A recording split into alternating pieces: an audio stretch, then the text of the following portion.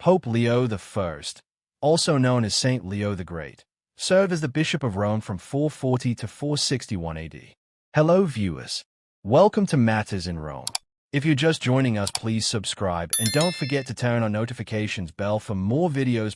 One of the most defining and dramatic moments of his papacy came in 452 AD, when he confronted Attila the Hun, the feared and brutal leader of a barbarian army that had already devastated much of northern Italy. Against all odds, Pope Leo managed not only to survive the encounter but also to prevent the sack of Rome, securing his place in both history and legend. The threat of Attila the Hun. In the mid-5th century, the Western Roman Empire was a shadow of its former glory.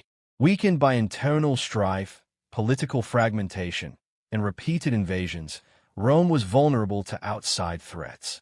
Among the most formidable of these threats was Attila the Hun, whose forces had already ravaged much of Europe. By 452, Attila had crossed the Alps and was heading toward Rome, leaving a trail of destruction behind. At this time, Pope Leo I was not only a spiritual leader but also one of the few figures capable of unifying the Roman population. When the news came that Attila's army was approaching, fear spread rapidly. The imperial government, fractured and ineffective, could offer little defense. Desperation set in, and it was Pope Leo who stepped forward to take action. The historic meeting.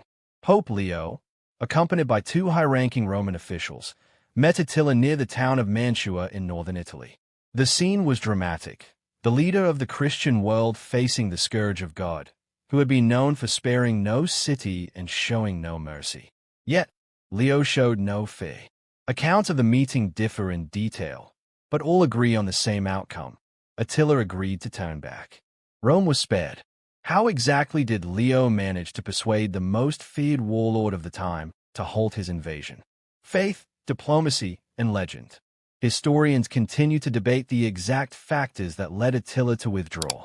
Some suggest that practical concerns, like famine in Italy, disease among his troops, and the approaching Eastern Roman army, contributed to his decision. However, most sources credit Pope Leo's leadership and presence as a decisive influence. A famous legend says that during the meeting, Attila saw a vision of St. Peter and St. Paul standing behind Pope Leo, swords drawn, threatening divine wrath if he did not obey the pontiff.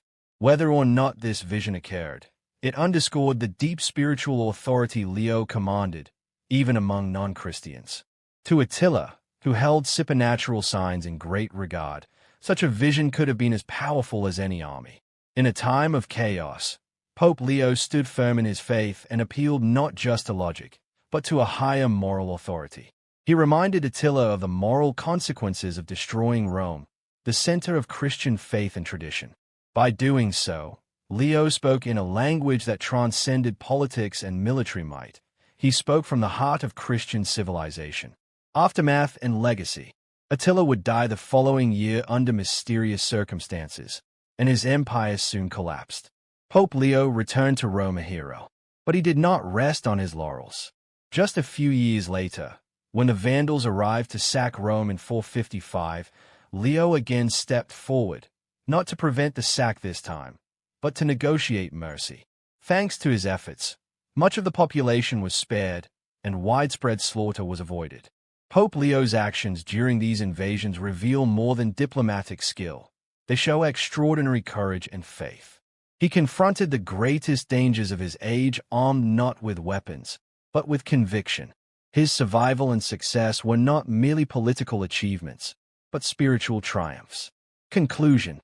Pope Leo I's survival during the encounter with Attila the Hun remains one of the most remarkable events in papal history. In a moment when fear could have paralyzed even the bravest leaders, Leo chose to stand up and act. His faith in God and his commitment to the people of Rome transformed what could have been a catastrophe into a story of hope, resilience, and divine providence. Today, he is remembered not only as a great pope but as a courageous shepherd who faced the storm and prevailed. Okay, that's it for this episode. Thanks for watching.